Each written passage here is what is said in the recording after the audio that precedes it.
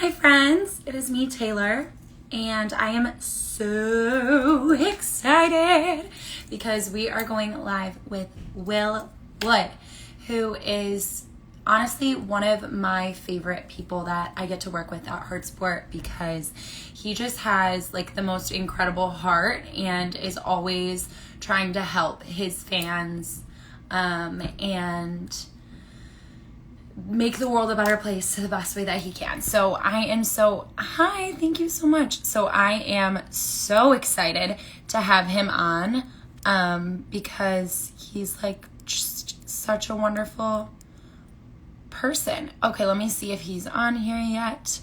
We'll get him on. If you guys have any questions for Will, put them in the chat. We've already gotten some awesome questions already that I'm really excited to answer. And yeah, I admire that a lot too. So yeah, happy Monday. Oh my gosh, how is it Monday? Okay, there's Will, yay. Okay, I'm adding him. Here we go. I'm good, Willie, how are you? Jackie. We are just waiting for Will to join. And then, yeah, whatever questions you guys have, throw them in the chat. Hopefully we'll be able to get to them. I do have some others. Will, hello. Good afternoon. How are you? I am good. How are you? I'm hanging in there. You look so dapper on like a little rain walk. Thank you. It's actually not raining yet, but Okay. dark clouds on the horizon, so But they're coming. I'm prepared. I only got one free hand. Figure I'd... Okay. Oh, it's loud out here, isn't it? It's not too bad. I can Okay. hear you okay. Can you guys hear him okay? Let's see. Oh no. Oh no, my tripod fell down. There we go. Okay. How are things? How have you been? We talked, I think, maybe towards the middle of quarantine, middle of this summer. Yeah, something like that. It's been busy, which is all right by me. I'm one of those people who would rather be bored. How about you? Yes, I can. It's been good. It's been busy. I'm trying to get this back where it was. Nope. Okay, we're just gonna let it go down here. It's been busy and good. And, you know, I have so many good questions from people, but I just want to say, like, Will, seriously, I think you are the best person ever. We don't usually have musicians support us and really buy into our cause in the way that you have. So I just wanted to say I appreciate you and the way that you actually walk out what you believe in. I think that's so important. Oh, thank you. That's very kind of you to say. But I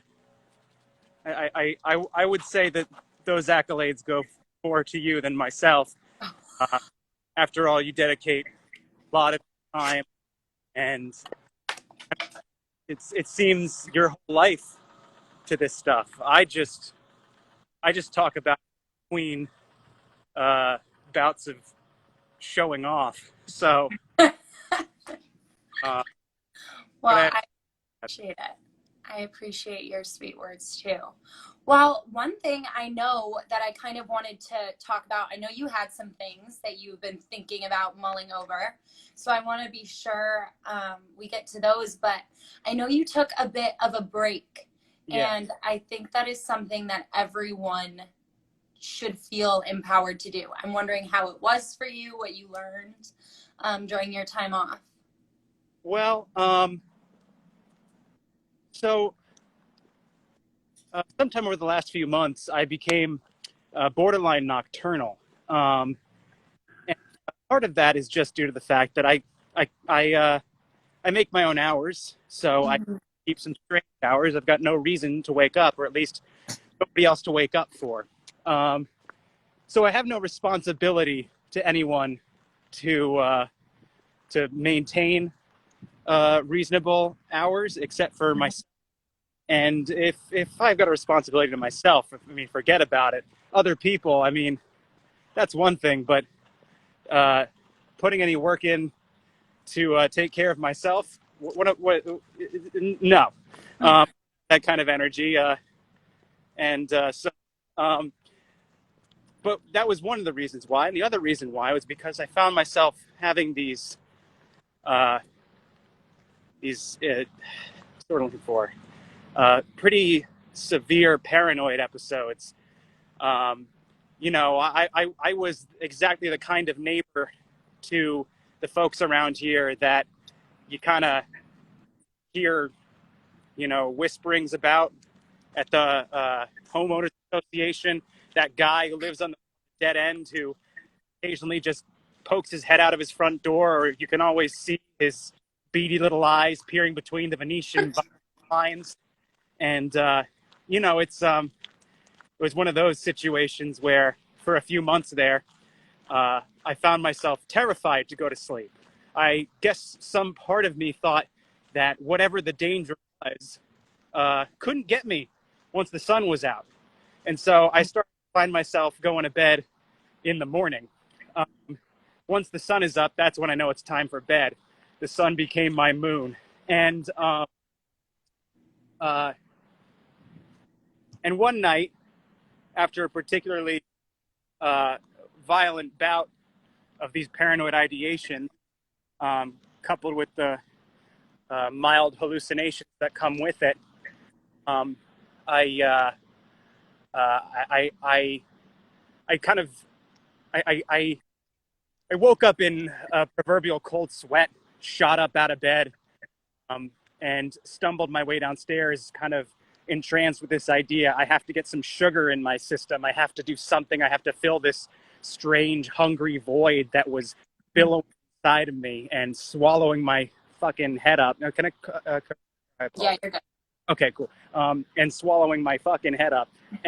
Um, and so in a groggy, Frankenstein-y sort of state, I stumbled down the stairs, stuffed a bunch of raw s'mores down my gullet, ignoring the burning canker sores that had accumulated in my mouth from excessive vaping from those disposable nightmare cartridges that they sell in gas stations, and just kind of swallowed it all dry, washed it down with a lukewarm flat can of Diet Pepsi on my counter, went back upstairs, tried to go back to sleep, but I guess the sort of insulin shock to my system, it wouldn't let me, and I started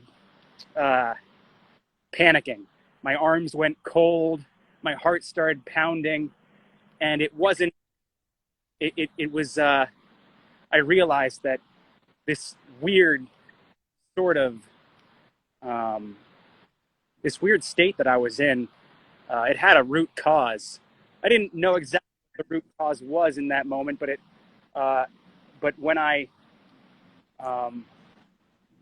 sat up to do the characteristic complaining that I'm known for in my household, it all started to kind of come to me that this paranoia and this instability, it was coming from how I live my life, and not just the nocturnalism, but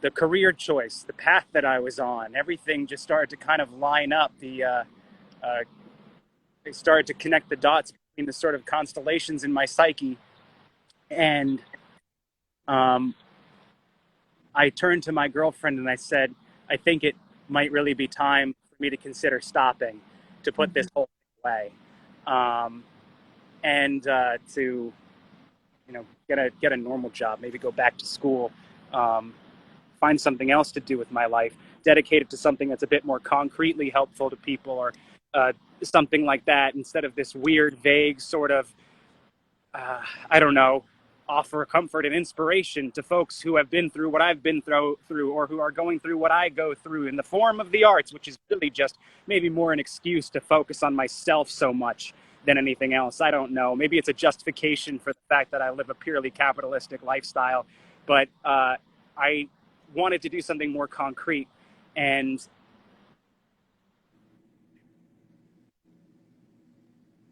it all started to kind of pile up inside my head. I realized that this whole thing that I've been doing, this Will Wood thing, it's all a fiction, it's all a myth, it's all a fantasy, it's an avatar, a costume, a character, something that I've worn to kind of distract myself and others from the person I actually am underneath it.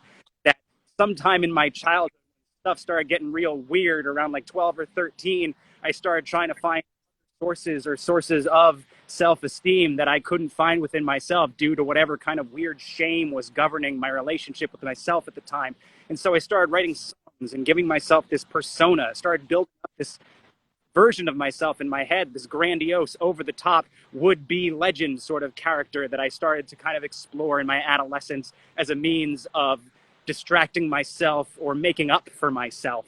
And I realized that when I had started therapy and started my medication and gotten sober, that the one truly unhealthy structure that was left inside my mind was this myth that I had built up, that this character that had governed so much piss poor behavior in my life, that had offered me some kind of excuse for the person who I was no longer, it was no longer a viable way to live. It was no longer something I could it was no longer something I could uphold. That this career was creating a paradigm of sickness in my head, because I was relying on somebody other than myself for my self-esteem, relying on my audience, relying on this Will Wood persona that I built for myself, relying on perceived accomplishments. And as the walls were sort of closing in and the paranoia bubbled up inside me and the sleepless nights and the zombie days started to really weigh on me, I realized that I couldn't do it anymore. So I tossed it all. I wrote out a list of the things I needed to change and the things I needed to do in order to make a clean break from all of this stuff. So I deleted my social media from my phone. I left even my Patreon, and I refused to talk about or think about Will Wood, this career, because I realized that so much of my life had been absorbed by this thing. Every thought that passed through my head either became, what would I say if an interviewer asked me this? Is this a good idea for a song? Is this something that I would do on stage? What is the next big step? How do I further build this brand, this persona, and this character? What about my legacy? I'm 27. Am I going to die soon? And and so I needed this break. And during that time, I didn't work. I didn't do any of that stuff. And it allowed me to kind of piece my head together and find a new way to adjust both my workflow and my relationship with myself and my relationship with my audience, so that I could live this life that I really do. I really am grateful to be able to live and really do love doing, in a way that was healthy for me, in a way that didn't interfere with my mental health, with my relationship with myself, all that jazz. So unnecessarily long-winded answer to your question, which I forget. Yes, I took a break. It was much needed, and I feel a little bit better now. Is that No, that answer was seriously way better than whatever question I asked. okay? That's so important. I think that's also so common that, it sounds like in your adolescence, on your journey to really like find yourself and seek your identity, you ended up kind of losing a bit of yourself in the recreation. Yeah. And If you lose yourself in your adolescence, when yourself is first being built, you don't really ever get a chance to actually acquire one. right. Yeah. Wow. So, I think it's so relatable. What kind of things on the other side of it have you found to be helpful to connect these two identities? I actually would say that it's less about connecting the two and more about disting my more authentic and honest version of myself from my public version of myself, and knowing when to do that and when not to do that, when I can afford to be more vulnerable publicly and when I can't, and to keep in mind that the participants in the parasocial relationship, they don't really know And all these fears that I have, that I'll be misunderstood or seen in a way that I don't want to be seen, or misinterpreted or judged. All these fears I had were based on a fear that people who don't know me would know me the wrong way, that people who have any actual insight into who I am would draw a conclusion about who I am based on limited information and a version of myself that is not who I am. And so it's about, I think, both reconciling these two distinct versions of myself, recognizing that they are distinct, and separating them at the same time. Um, so, social media is a poison. It's an absolute, it's an absolute toxin. It's disgusting. It's destructive beyond all fucking belief. I don't know how any of us manage to get by when we're all sucked into this alternate reality that has been designed like a slot machine. We're all, you ever go to Atlantic City and you see those people asleep at the slot machines? That's all of us, every day, all day, and relying on that slot machine, not just for entertainment or for a chance at maybe winning big, but for our goddamn sense of self. And you can't get that from a slot machine. You can't get that from something that's purely designed to addict you. So, thing that I think is important is to know when to fold them, know when to step away, and that's hard to do. But it's a balance that I try to strike. Often fail, but try harder than I used to. That's another thing that I think we probably should all be doing. Yeah. At least I need to. You said something that I think is like, I want to put on a bumper sticker and teach kids everywhere, that you were trying to, what was it? You were trying to make sure, you're trying to get people who didn't really know you to not know you the wrong way. Yeah.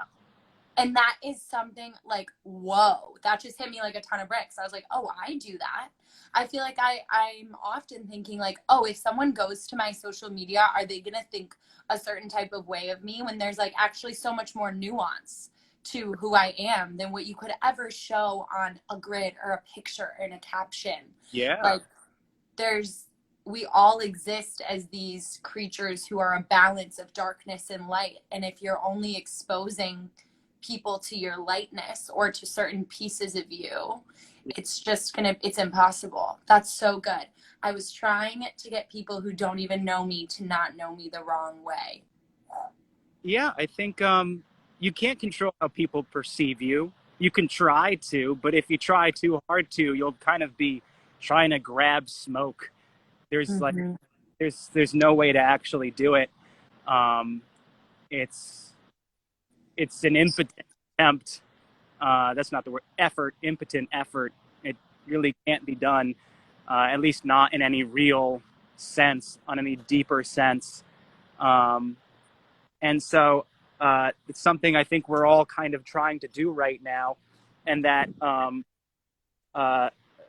the 15 minutes of fame that Andy Warhol suggested would happen, and I don't know, based on his verbiage, might have thought was a good thing. Fool. Not healthy. And so, yeah, it's weird. I think almost all of us are now being exposed to bits and pieces of what it's like to be a celebrity. And I unfortunately have a little bit of a higher dose of that kind of on a constant feed into my veins on a regular basis. And so I can tell you from my perspective, from my experience, being someone who has ended up with slightly more fame than the average person, not to claim that I'm famous, certainly am not, but I can tell you from up here, please don't pursue this. If you have any doubts as to your ability to handle constant pressure, constant scrutiny, and constant reappropriation of your identity in the public sector, piece of uh, what's the word I'm looking for? Um, what's the word? Um, oh, geez, I've lost my train of thought. Oh, well.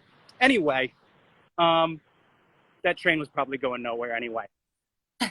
I'm sure it was. No, that's so true. We all exist in this world where we judge people based off of what we see on them based off of the internet as much as we to wish that we wouldn't. I know that we're all guilty of doing that at some point or another. Um, I mean, even just like in the world of politics that we live in, Yeah. I find myself constantly, like, even people I know, if I see you post something that I perceive to be is ignorant or offensive, I immediately integrate that into the way that I view you and see you as a person, whether that's right or wrong. It probably has in certain issues probably has some merit more ways than the other, but we're all addicted to the dopamine hit Uh, of scrolling and judging and comparing. yeah, that kind of relates to what I've spent a lot of time thinking about lately is the effect that this is having on all of us. That um, the human brain is actually a terrible piece of equipment in a lot of ways. It's really quite limited, and it's actually, I think, on a certain level, quite simple. It all follows the same rules as everything else. It's just like gravity, just like water rolling down a hill, just like evolution.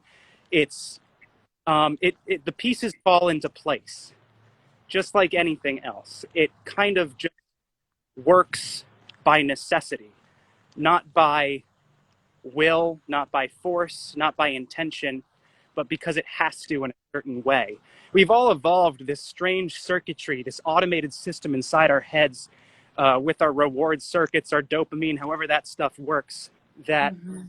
is designed to just seek out the things that are biological, uh, seek out the things that our ancestors in the days of great antiquity needed to survive, and mistaking things in this post-scarcity society for survival necessities because Mm-hmm. it works that way. And that's easily hijacked by the lizards who own half our thoughts and control the other half, by those 7 or 8 people on the upper echelons of society who are so glad that we're all such simple machines. It's easily manipulated by a handful of graphic designers and programmers, and Yes. I think that's doing a lot to us. It's warping us beyond recognition. If you ask me, our culture is exploding. It's imploding. It's folding in on itself. We're doomed at this rate because there are just a handful of very powerful people who have completely uh, uh, taken advantage of our relatively simple neurology to, well, accomplish their very simple Yeah. needs: power, money, wealth, all that. Um, and I think it's having a big effect on us on a deep level. And this is where I think it connects to a lot of what you were just saying. Um, if if you know anything about an addict, you know that they say and do literally anything to get their fix. Um, not only say and do, but believe anything. What we all call rationalization in the mind of an addict trying to get or maintain their steady supply of their drug, um, it's deeper than rationalization because the very first casualty of addiction is your volition. It's your free will. It's your ability to determine the difference between what you want and what you want to want. And um, and the and so our beliefs are even being changed by it because Right. every time you get a like or a share or an engaging comment that validates you, fills that gaping hole inside your heart that was left by your parents or whatever trauma happened in your early life.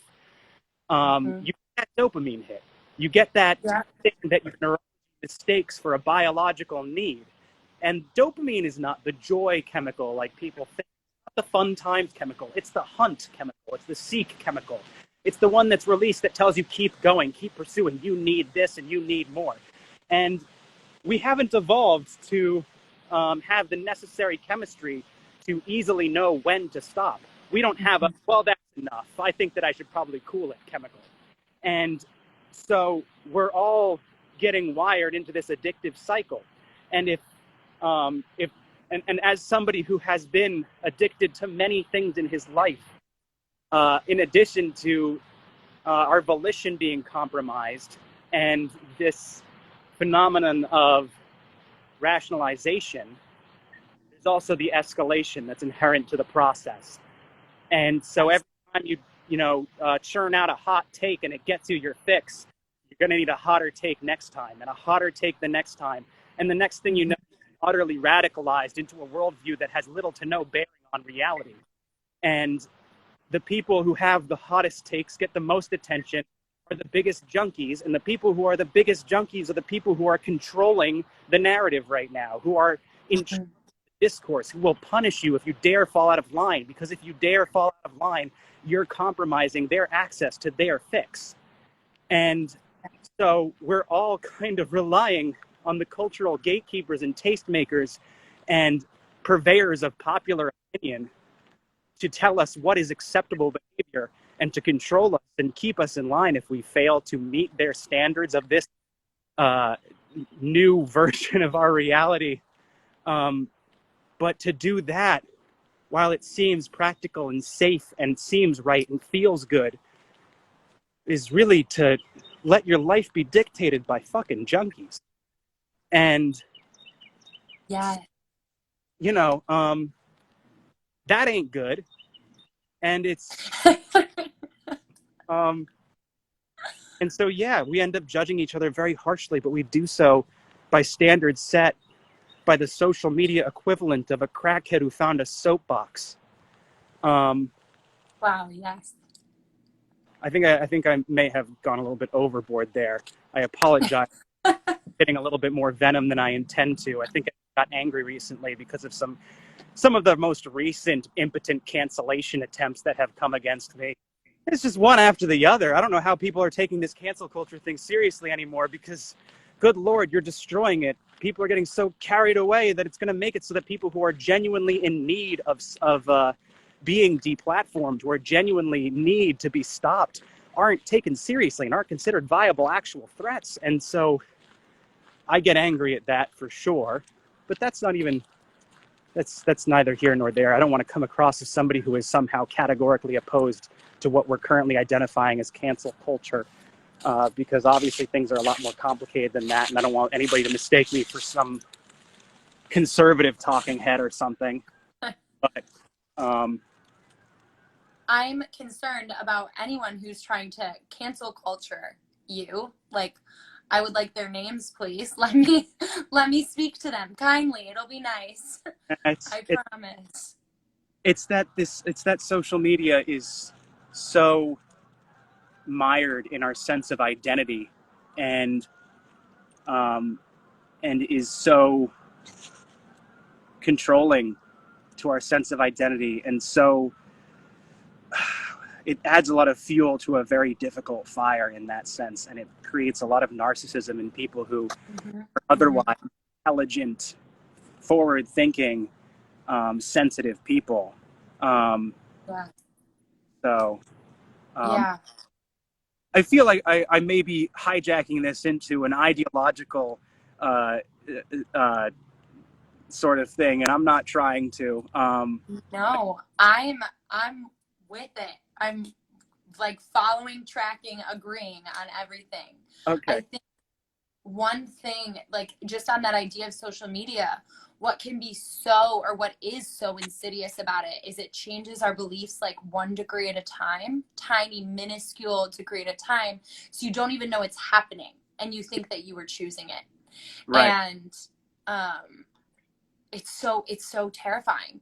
I think if anyone is interested in learning more about social media, The Social Dilemma is a really amazing Netflix documentary that talks about a lot of this stuff. Um, and then I had another question thought, and it just flew outside of my mind. I don't know where it went. It's gone. Maybe it wasn't good. You might be But picking vibrations there. Um, my cognitive blunting is apparently contagious. it happens a lot, especially on Mondays towards the end of the day. Okay, Let me see if we have some of these questions in here that would maybe jog my memory. sure.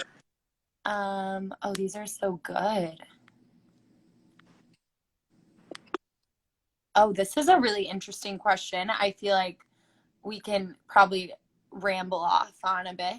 Hmm. How to deal with toxic relationships, or how to figure out if you are the toxic one in a relationship. Huh.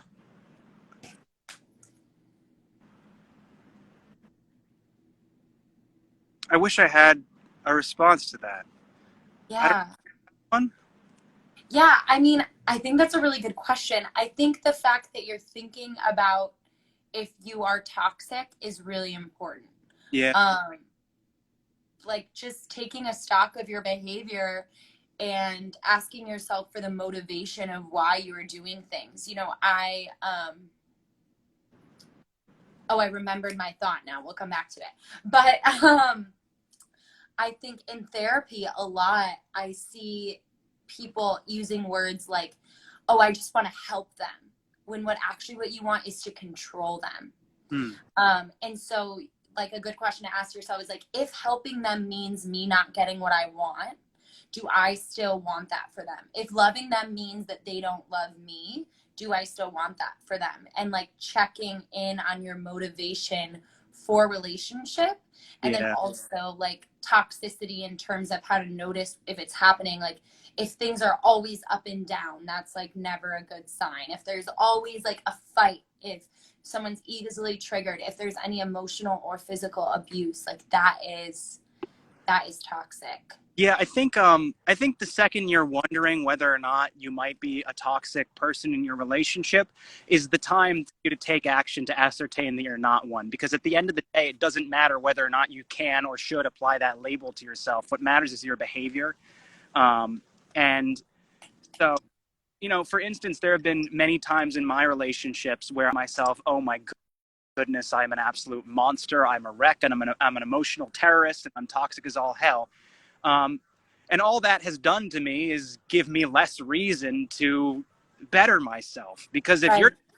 if you're applying labels to yourself willy-nilly and liberally in a way that is self-accusatory and self-denigrating, you're only hurting yourself. And if there's one thing that I believe that I think is the most important message that I can get out there, is that nobody is ever improved by suffering.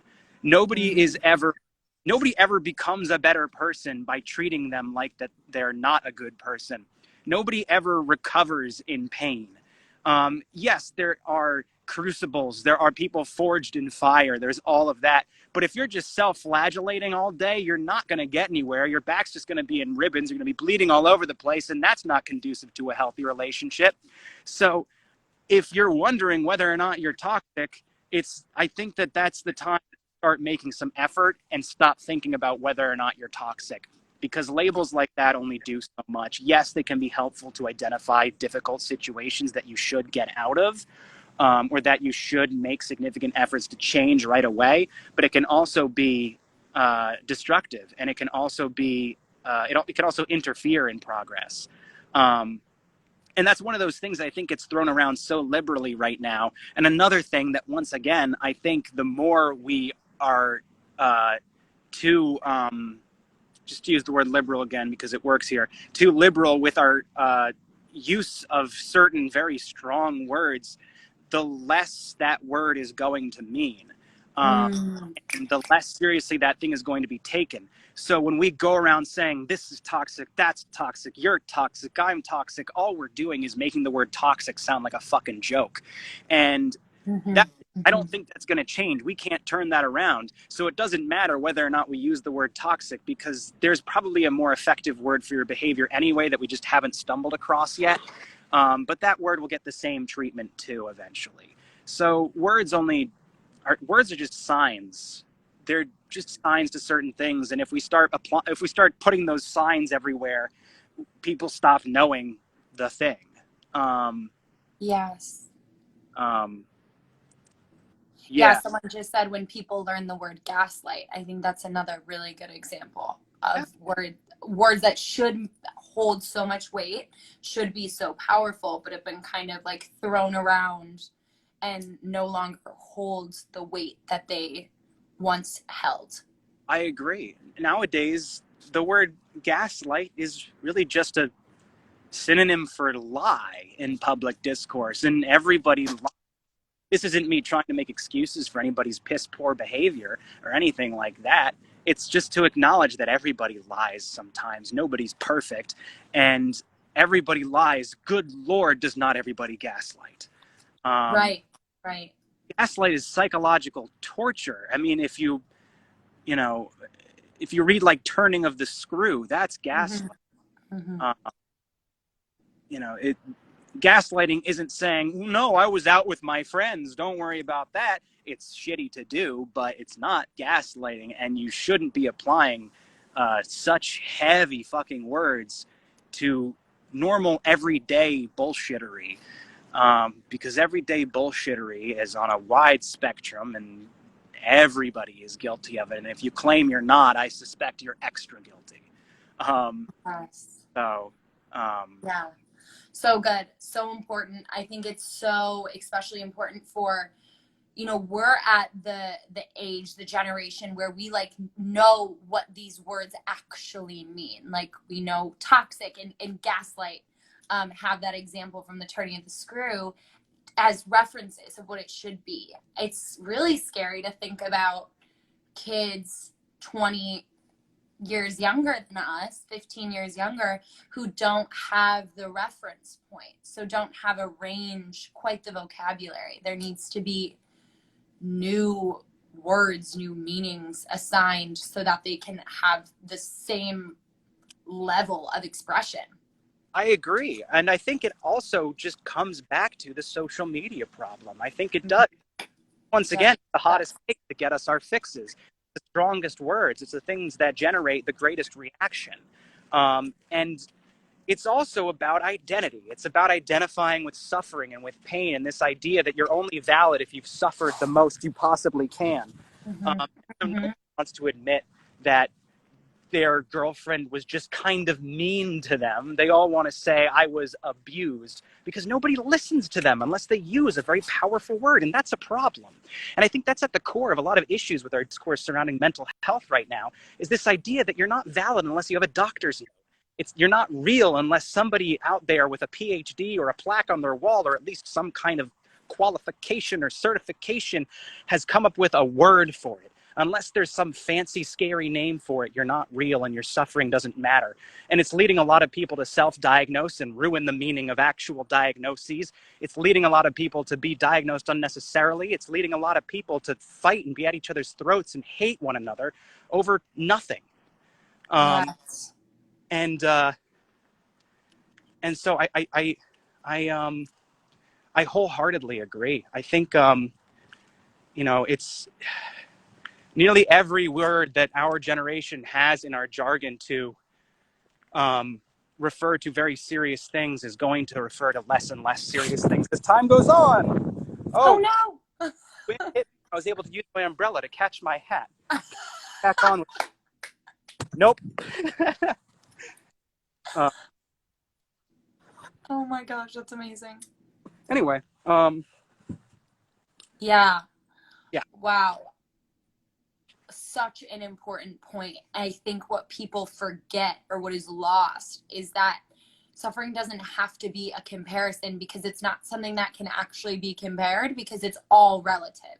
it's So to me, if I, have experienced, I've lost quite a few young people in my life that I was close to. So when I think about loss of someone that like might not be as close in relationship to me, that doesn't really faze me as much as someone who has never lost someone and is losing someone in their peripheral relationship for like the first time, because it's all relative. You can't compare pain to pain like you think you could. It's subjective. And people not only are comparing their pains, they're assuming other people will do it too. Right. And they're all doing this in the linguistic paradigm set by those junkies I was talking about. Mm-hmm. And I think that's really destructive. Because, yeah, like you're saying, you can't compare pain. You don't know what other people are feeling. And just because you have a diagnosis or a label or a name for the thing that you're experiencing that you can apply or justify applying or want to apply doesn't make it more or less real. Right. And that's the conversation I had with my father once when I first started treatment. And that is that, you know, he told me, I don't ever want to call you sick. I don't ever want to tell you that you're sick. You're not broken. You're not wrong. And I don't like calling you sick. And at the time, it felt very invalid. It made me so angry. Mm-hmm. But eventually it became clear to me, of course not. What does it really matter what it's called? What matters is the recognition that it's legitimate and real. And Right. and you know, if you're feeling it, that's what matters, you know? And all of these labels that we apply, whether they're in the DSM or just in the public parlance, um, it doesn't really matter. What matters is whether we're caring for ourselves and one another. And finding a label to describe oneself in one way or another is not the answer, because a word is not a thing. A word is just a sign. And putting a sign up is just a way to tell other people about yourself. It's just a way to, you know, seek, Mm-hmm. you know, recognition from other people. And if you're relying on recognition from other people to define you, to validate and confirm the reality of your existence, is it's self-destructive. To let other people be the source of your self-esteem. It's like I was saying, it was and still sometimes is the most, not to overuse the word, toxic element of the lifestyle that I've led. Um, and it's also, you know, well, it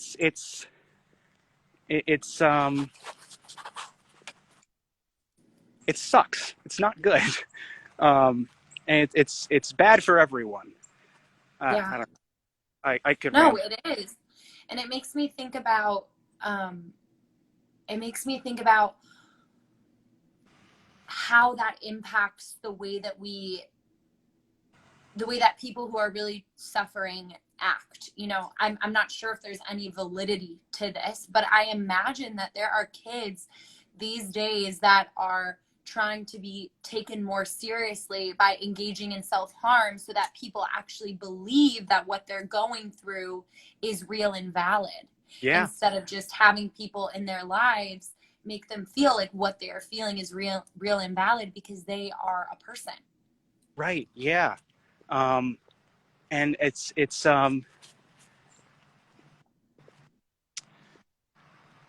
tough, because if you engage in that kind of behavior, you're really only hurting yourself.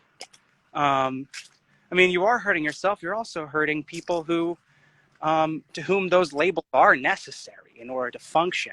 And when I say necessary in order to function, I don't mean I guess what I mean is, like, you know, yes, words are just signs, but it's not black and white like that. Right. There, there's uh, oh, what's the word I'm looking for? I don't know. I start getting all worked up about a certain subject, and then I remember that there's a contrary point that I also recognize and that I also want to acknowledge the validity of. Because some of these labels are very helpful. Um, and so Yeah. it's one of those things where um, to, I guess that's it. It's where we're drawing the line, when we're using it, and how we're using it, and who's using it, and for what reason. Um, and I think we all have to be a little bit more careful as to how we use our words if we're going to use them in social discourse that we intend to be making a difference with. Yeah. Yeah, I mean, labels, like just to kind of offer part of that counterpoint, is diagnostic labels can be incredibly powerful and helpful to people who have experience, who like feel so alone in their suffering. To have something that there is a label for can make them feel like, oh, I must not be the only person that is experiencing that. And that can be really helpful as long as there's room for nuance of experience within each label. In the treatment of mental illnesses, a label is, it's all we actually have. And that's why I think it's so important to be careful with how we use those labels. Because a mental illness doesn't have a pathogen. There's no tests. There's no blood tests. There's no x-rays you can do of somebody's head to determine whether or not their amygdala is the right size. We just talk to people, get their subjective self-reports, analyze it, put it through the DSM and figure out whether or not they have the thing. Yeah. And all you're not treating a disease per se. You're treating the symptoms. You're treating the feelings. And the only thing we can use to identify something as a specific condition or set of conditions are those labels. So I guess what I'm saying, if I could sum it up, it's that we can't abuse our words when trying to. We can't abuse our words if we're trying to make a difference with them, because then we're not going to make a good difference, I don't think. If we go around telling people, Yeah. I mean, for goodness sake, the word depressed means nothing at this point. It means something, but it means nothing, because it's intended, or was intended at least, to be a diagnosis of a seriously debilitating psychological condition that kills some people. But nobody wants to ever suggest that their suffering isn't the pinnacle of the human experience, because they don't want to feel like they haven't suffered the commensurate amount for their behavior that followed that suffering. Yeah. And nobody wants to feel like they won't be listened to if they express themselves. Nobody wants that. And it almost feels like anybody who doesn't use the word depressed to describe the incredible suffering that is inherent to the very experience of being a human being is, really, it's a missed opportunity. you know you might as well call yourself depressed, because if you don't, I mean, nobody's going to listen to you. You're not going to seriously, you're not going to take yourself seriously. So, I guess I have depression. And all it takes to be diagnosed with depression is to walk into a doctor's office and say, I've been feeling depressed. And then the dude on the other end is like, okay, I have a few sample packs of up to stuff down your throat. Meanwhile, there are, once again, those 7 or 8 lizards on the top of the world who are so ecstatic that young people, especially young people, would sooner say there's something wrong with me than there's something wrong with this world that I'm living in. There's something wrong with my life that I need to change.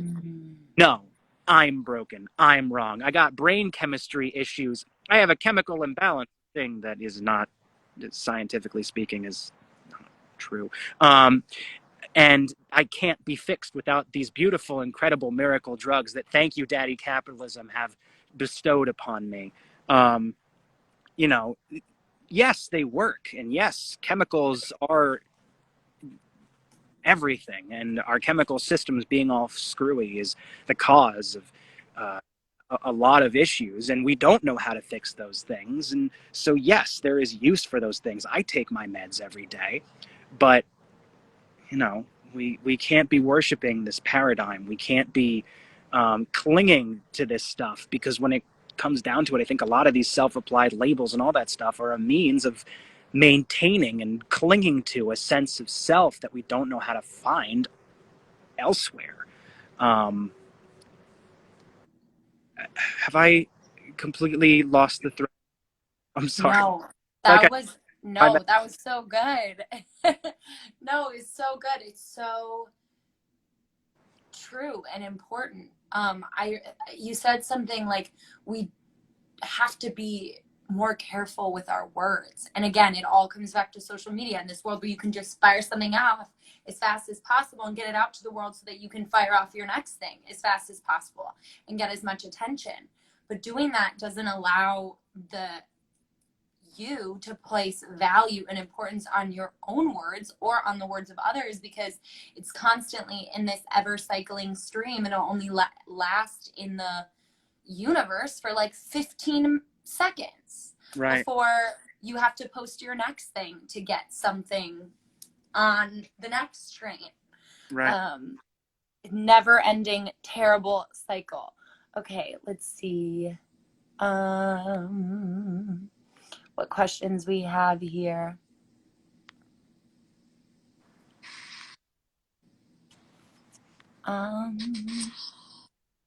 There's so many good ones. I'm like trying to make sure I don't miss one.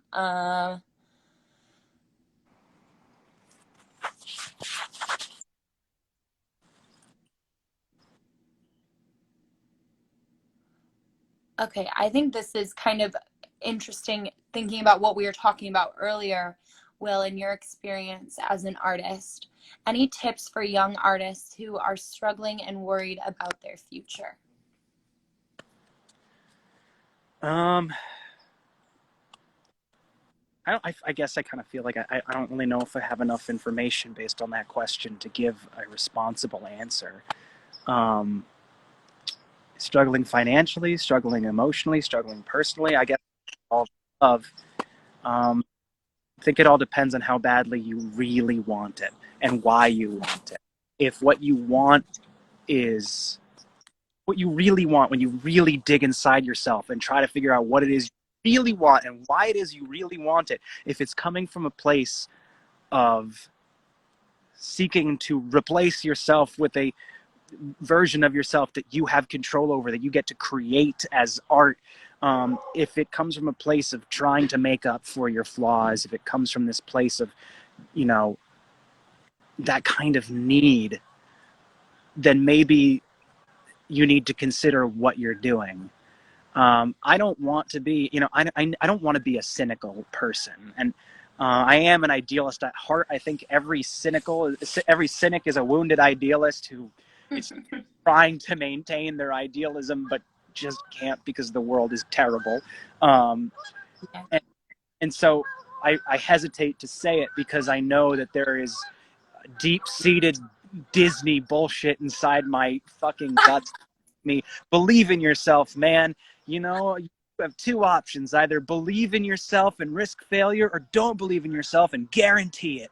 um, but at the same time, if you're not in it for the right reasons, if you are potentially someone going to be harmed by a career in the arts, like I think maybe yours truly was and maybe still is, really consider what it is you really want. Because for God's sake, I'll tell you, if I hadn't put all of my eggs in this basket at like 15 years old and never looked up, never looked around, never considered other options out of this weird clinging to this new version of myself who I thought I could create this, yet to be discovered legend, if I hadn't done that, I don't know what I would have been capable otherwise, but I could have done something that maybe made a concrete difference.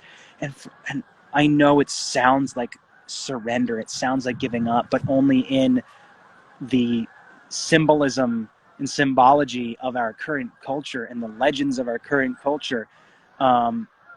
Keeping music or art as a hobby as opposed to a career. I know that sounds like you're giving in. It sounds like, no, I won't give up my dreams. Those dreams aren't real, man. I'm not saying they won't come true. I'm just saying when they do, they're not going to be what you expect. And I know this sounds like your dad I'm not saying don't follow your dreams, but figure out why you're following them first. Because honestly, I think that I would find more fulfillment and happiness in my work if I didn't need it to survive. If I didn't need to meet a deadline, if I didn't need to appeal to the right people, if I wasn't constantly afraid that if I said the wrong thing in the lyric that somebody would come and murder me in my sleep, I might be making better art and enjoying it a bit more. And so, yes, I love what I do. And if you love what you do and know that you will love it, keep going and never give up on it. But never let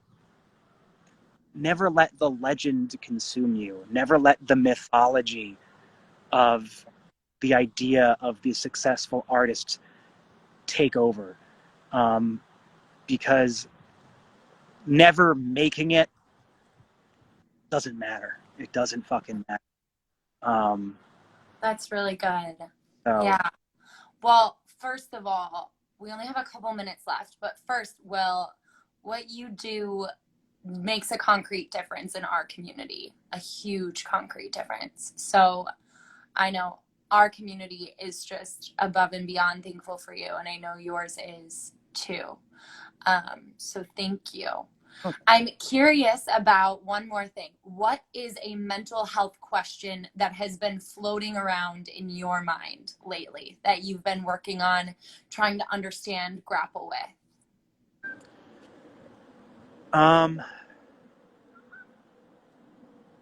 I guess it's kind of what I was saying earlier with uh, the use of labels and whether or not they legitimize the experience, um, and what they mean. Because a few nights ago, um, I was in a bad spot. It's been happening a lot recently over the past few months, where I end up curled into a ball on the floor, kind of fidgeting and squirming, with thoughts just spiraling around my head, just kicking me in the fucking brain. This self-flagellation that I'm a monster, I'm the worst, I'm a piece of shit, I deserve to die. Why am I alive? I shouldn't be. Why haven't you killed yourself yet, you asshole? Do the world a favor. This awful internal monologue just screaming in my fucking ears. I'm just laying on the floor, hallucinating, punching myself in the back of the head. I'm sorry for the graphic description, and I'm sorry if this is upsetting. But when you're in a state like that, it's important to no, it's not. When you're in a state like that, it raises a lot of questions. Mm-hmm. Because the last thing you want later on in the night, when you've started to come down, if you're like me with the borderline traits and the ups and downs, the violent mood swings where you go from wanting to kill yourself and then 20 minutes later, I am God. Um, it's it, the last thing you want is to feel is to be told it's real. The last thing you want is to be told you're it's just being a person. It's the last thing you want. Because if it's just the human experience, if this is just the human condition, this is just how people feel, for God's sake, what is wrong with me where I'm so weak I can't handle it? That's the last thing you want. And it's and when you're as critical of the way we speak about mental health and the psychiatry system and the pharmaceutical advertisements that govern our senses of self so often, as I am, the last thing you want, but it's the first thing you get. Mm. And so you pull your head out of that violent state and you go, God, I just suck, don't I? I just suck. That's it. And everything that I tell myself in that state probably has some truth to it. After all, mental illness isn't real. And um, and that's kind of something that I've had to deal with recently.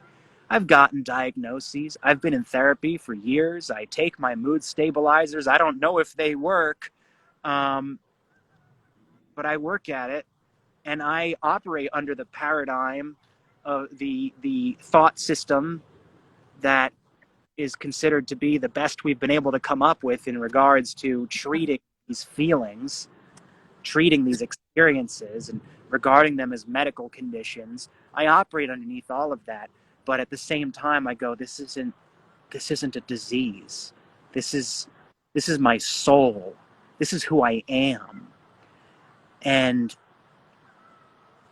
then they say I've got features of a personality disorder, and well, what's the difference between that and a disordered personality? And that's a question that I keep having to go over in my head. Because when I look at the meme pages set aside for people with BPD to joke about their symptoms, I scroll through it and I go, this is so me. This is what I'm experiencing. I must have this illness. It must be an illness. Because these are conditions, these are symptoms, like-minded things. But the illness is defined by the treatment. The illness is defined by the list of symptoms, the things that we can identify as being diagnostic criteria. And so that's something that I grapple with a lot, something that I've grappled with even during this conversation with you.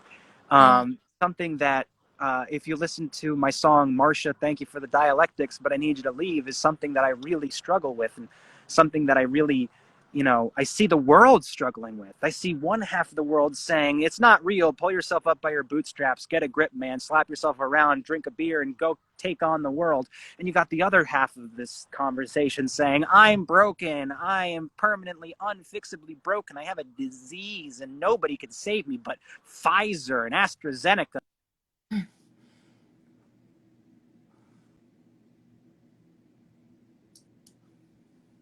Oh no. Well, I can't hear you anymore.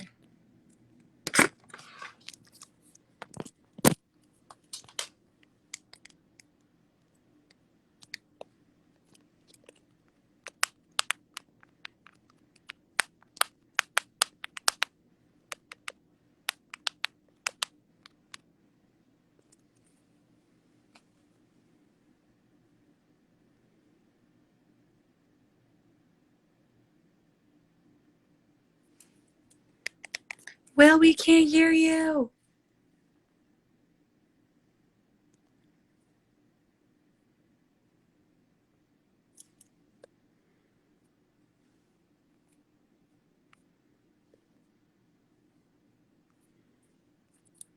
Wow.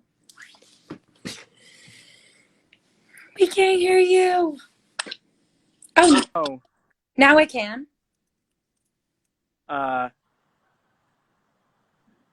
I don't know where I left off. Being careful to talk about things and the way we talk about things to ourselves.